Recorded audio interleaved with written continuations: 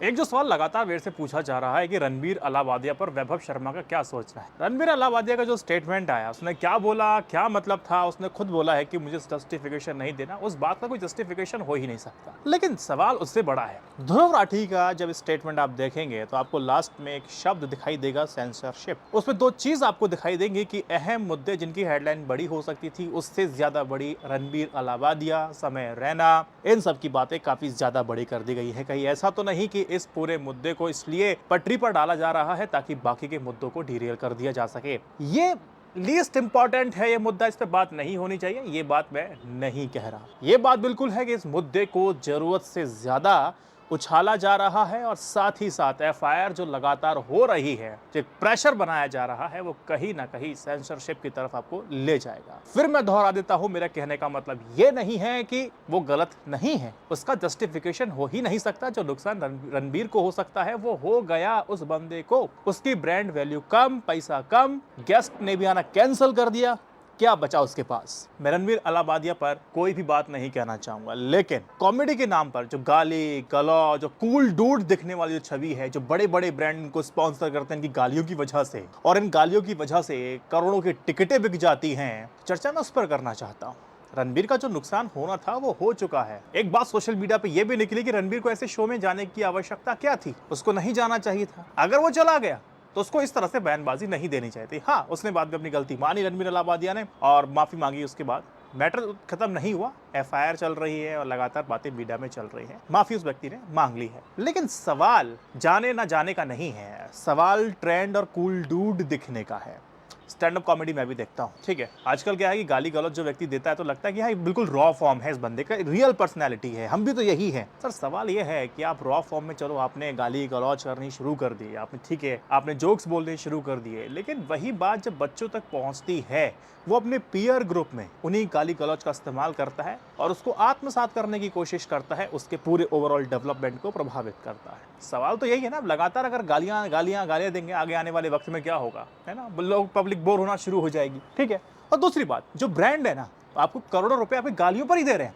Audience आपको देखने इसीलिए आ रही है क्योंकि आप गालियां देते हैं, उनको सुन के बड़ा अच्छा लग रहा है, इसीलिए वो आपको पैसे भी दे रहे हैं। ब्रांड आपको पैसे इसलिए दे रहे हैं क्योंकि आपको पब्लिक बिल्कुल पसंद कर रही है। आप किस वजह से पॉपुलर हैं, वजह का कोई लेना देना नहीं है, बस आप पॉपुलर हैं, यूथ आपके पीछे है, पैसा हम आपको दे रहे हैं, हमारा बिजनेस कराइए और अपना पैसा ले जाइए। ये चल रहा है, ब्रांड के बल्ले बल्ले, क्रिएटर के बल्ले बल्ले, सबके बल्ले बल्ले। इसीलिए वो जो ट्रेंड है ना गाली गलौज वाला, वो लगातार बढ़ता जा रहा है। गाली देने के फेवर में मैं कभी नहीं था, ना हूं, ना रहूंगा, क्योंकि इसका बहुत गलत समाज पे असर पड़ता है। एक साइकोलॉजी की क्लास अगर आप लोग लें, कभी यूट्यूब पे डाल के देख लेना, तो आपको समझ में आ जाएगा और बेहतर वो लोग बता सकते हैं। तो क्या है कि बहुत बड़े बड़े क्रिएटर्स हैं, कैरी को ले लो, वो गाले गलौज करता है, उसको लेकर क्रिटिसाइज किया जाता है, लेकिन वो पॉपुलर है। उसको देखे देखे कितना जाने कितने छोटे छोटे क्रिएटर हैं वो सोशल मीडिया पे आए, उसी लाइन पर वो जाते जा रहे हैं।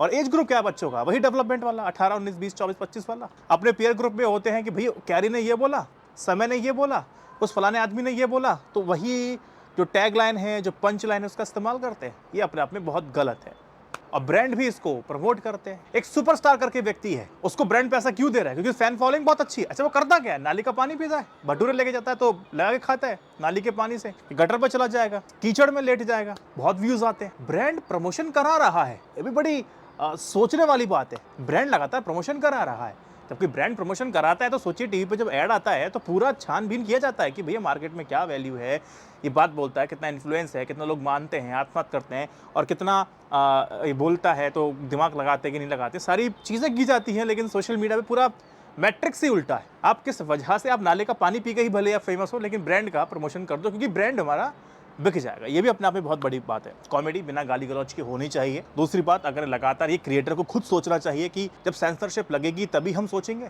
सेंसरशिप का मतलब आपके हाथ बन जाना, आप बहुत ज़्यादा क्रिएटिव भी नहीं हो पाएंगे, इस बात का याद रखिए। सिनेमा हॉल में फिल्म देखते हो आप, उसके एक तय बोर्ड होता है, फिल्म जाती है, वहाँ कट्स लगते हैं कि इस फलानी फिल्म में इतने कट लग गए। सेंसरशिप का नतीजा है। सोशल मीडिया पे ये सेंसरशिप लागू हो सकती है। ध्रुव राठी ने इस बात को बोला है और इस बात को मैं भी आपको बता रहा हूँ। इसके चांसेस काफी हाई है। सेंसरशिप की तरफ ही मुद्दा जाता जा रहा है, इस बात को समझिए।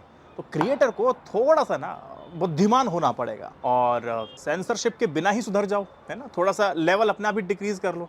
कोई गालियां दे रहा है, पैसे मिल रहे हैं, करोड़ों रुपए मिल रहे हैं और पब्लिक बड़ी पसंद कर रही है। सर टेस्ट बनाने वाले भी आप हैं और टेस्ट को मेंटेन करने वाले भी आप हैं और टेस्ट को थोड़ा और बेहतर करने वाले भी आप हैं। तो थोड़ा इस ओर देखा जा सकता है। सेंसरशिप लगेगी तो पता पड़ेगा कि आपकी वीडियो उस फला ग्रुप को नहीं देखा जा सकता है ना, आंशिक, फिर आपके रेवेन्यू पे अंतर आएगा, बहुत सारी चीज़ें बन जाएंगी।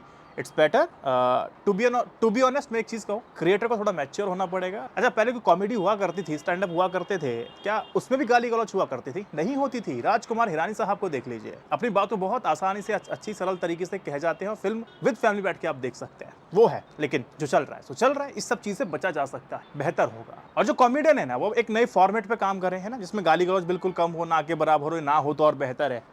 जेन ज़ी के जो टेस्ट है ना, उसको थोड़ा सुधारिए आप लोग, क्योंकि आप जब एक इन्फ्लुएंसर होते हैं ना, तो आपके ऊपर बहुत बड़ी जिम्मेदारी अपने आप ही आ जाती है ना।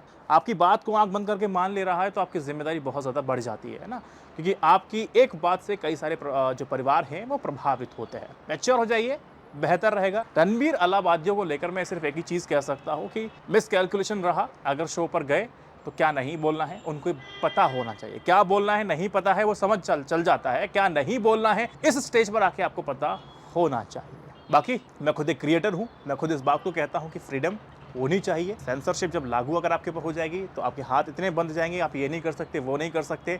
और इस समय माहौल ऐसा बना हुआ है कि सारे पेरेंट्स मिलकर के एक मुहिम खड़ी कर रहे हैं कि सेंसरशिप लाइए, सेंसरशिप लाइए। खैर, censorship is not a good thing. Creator अपने आप मैच्योर हो जाए, वही बेस्ट है। इस मुद्दे पर और कुछ नहीं कहा जा सकता है ना। जेन ज़ी का टेस्ट भी बनाने वाले आप और बदलने वाले भी आप। इस मुद्दे पे और कुछ कहने के लिए मेरे पास है नहीं, सिर्फ छोटी सी बात मुझे आपसे करनी थी तो मैंने कर ली। नमस्कार।